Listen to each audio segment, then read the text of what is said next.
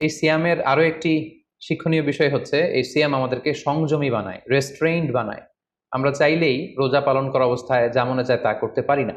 এবং সহিহ বুখারীর বর্ণনায় আল্লাহর হাবিব সাল্লাল্লাহু আলাইহি ওয়াসাল্লাম আমাদেরকে শিখিয়েছেন যে কেউ যখন রোজা রাখে সে সে যেন অশ্লীল কথা না বলে, রোজা রেখে সে যেন কাউকে গালি না দেয়।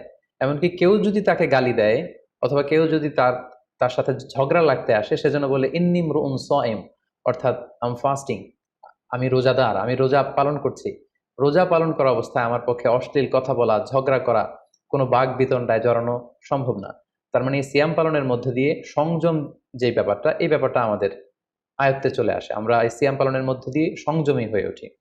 পাশাপাশি যারা সিয়াম পালন করছে তাদের জন্য আল্লাহর হাবিব সাল্লাল্লাহু আলাইহি ওয়াসাল্লাম ঘোষণা দিয়েছেন যে কিয়ামতের ময়দানে বিচার শেষে তারা যখন জান্নাতে ঢুকবে, রোজা পালনকারীদের জন্য আল্লাহ তাআলা একটি স্পেশাল গেট রেখেছেন, যেটার নাম হচ্ছে রাইয়ান।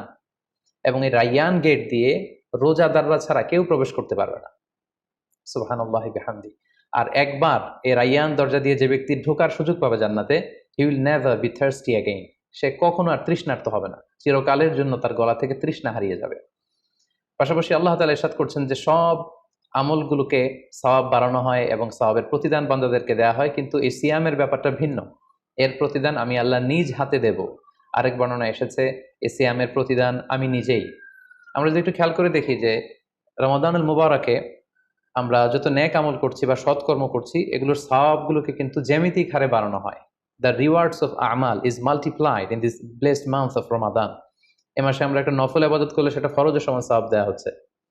একটা ফরজ ইবাদত করলে সেটা ৭০ থেকে ৭০০ গুণ সওয়াব দেওয়া হচ্ছে। এ মাসে উমরা করলে সেটা হজের সমান সওয়াব দেওয়া হচ্ছে। অর্থাৎ অর্থাৎ অন্যান্য মাসে আমরা যদি নেক আমল করি তাহলে সেটার সওয়াবকে বাড়ানো হয় গাণিতিক হারে, কিন্তু এই রমাদানুল মুবারকে কোনো নেক আমল করলে এর সওয়াবকে বাড়ানো হয় জ্যামিতিক হারে। এটাকে মান্থ অফ স্পেশাল অফার বলা হয়, বিশেষ অফারের মাস। আল্লাহ তাআলা চেয়েছেন যে বিশেষ অফার দিয়ে আমাদেরকে ইবাদতের প্রতি আগ্রহী করে তোলে, আকৃষ্ট করে তোলে। তিনি যেন আমাদের গুনাহগুলোকে ক্ষমা করে দিয়ে আমাদেরকে পাপ মুক্ত বান্দা হিসেবে স্বীকৃতি দিতে পারেন, তার একটা কেমন যেন আয়োজন তিনি করে থাকেন আমাদের জন্য পবিত্র মাহে রমাদানে।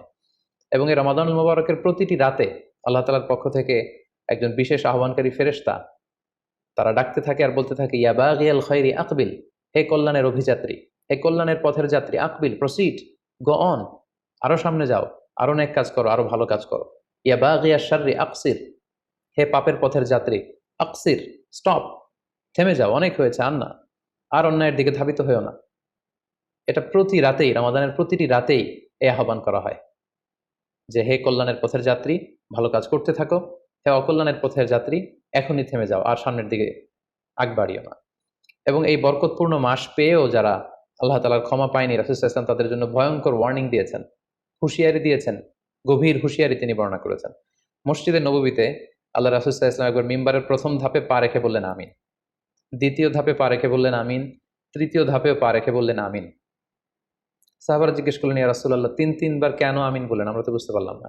আল্লাহ রাসূল সাল্লাল্লাহু আলাইহি ওয়াসাল্লাম তখন বললেন যে এইমাত্র জিবরিল আমার কাছে এসে আমাকে শুনিয়েছে যে যে ব্যক্তি রমাদানুল মুবারক পেয়েও ইবাদতের মাধ্যমে আল্লাহর ক্ষমা পেল না, সে দুর্ভাগা, সে হতভাগা। আমি তখন বলেছি আমিন। তারপর জিবরিল বলল যে মা বাবা উভয়কে পেয়ে তাদেরকে সন্তুষ্ট করার মধ্য দিয়ে যারা আল্লাহর জান্নাতকে হাসিল করতে পারলো না, তারা দুর্ভাগা, হতভাগা। আমি বলেছি আমিন।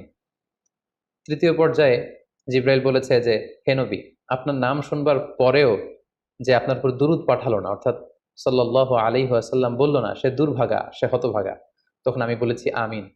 সম্মানিত শুধু এই হাদিস থেকে আমরা বুঝতে পারি যে যারা রমাদান পেয়ে আল্লাহর প্রিয় ভাজন বান্দা হতে পারলো না, আল্লাহর কাছ থেকে ক্ষমার ঘোষণা পেল না, তাদের চেয়ে দুর্ভাগা এবং হতভাগা আর কেউ হতে পারে না। তাই আমাদের উচিত এই মাসটাকে ভাব গাম্ভীর্যের সাথে উদযাপন করা, to take the best out of this blessed month, যত বেশি পরিমাণে সম্ভব নেক কাজ করে আল্লাহ তাআলার ক্ষমাপ্রাপ্ত বান্দাদের অন্তর্ভুক্ত হওয়ার চেষ্টা করা।